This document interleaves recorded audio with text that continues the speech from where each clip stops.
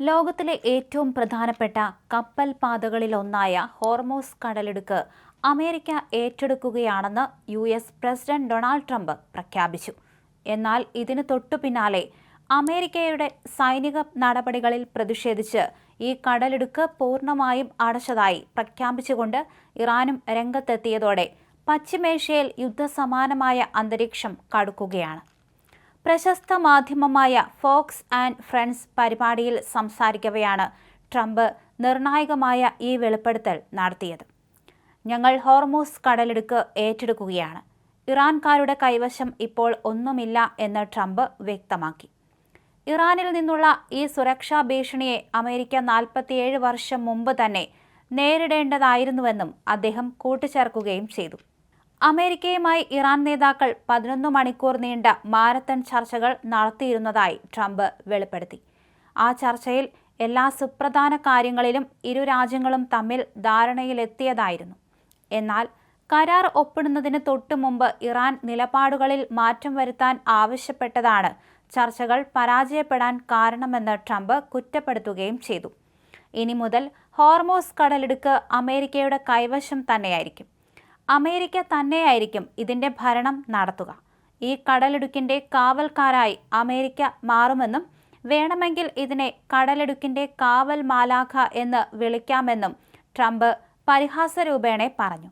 എന്നാൽ ഈ കാവൽ ജോലി ഇനി സൗജന്യമായിരിക്കില്ലെന്നും അതിനുള്ള കൃത്യമായ പണം അമേരിക്കയ്ക്ക് ലഭിക്കണമെന്നും അദ്ദേഹം കർശന നിലപാടെടുക്കുകയും ചെയ്തു.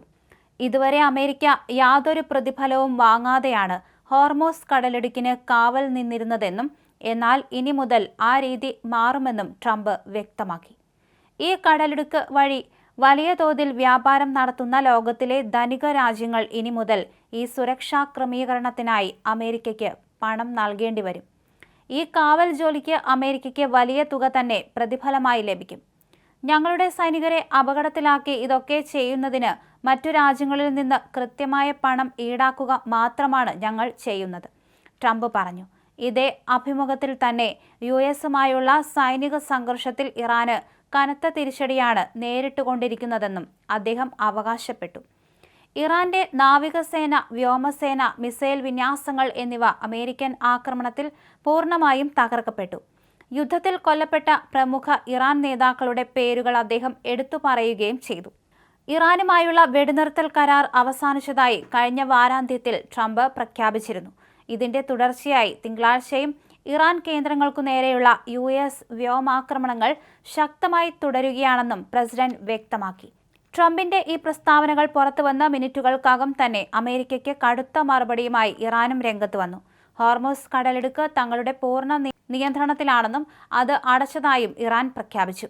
യു.എസ്. സേനയുടെ സമീപകാലത്തെ ശത്രുതാപരമായ സൈനിക നടപടികൾ കാരണമാണ് ഈ കടുത്ത തീരുമാനമെന്ന് ഇറാന്റെ Persian Gulf Strait Authority X പ്ലാറ്റ്ഫോമിലൂടെ ഔദ്യോഗികമായി അറിയിക്കുകയും ചെയ്തു.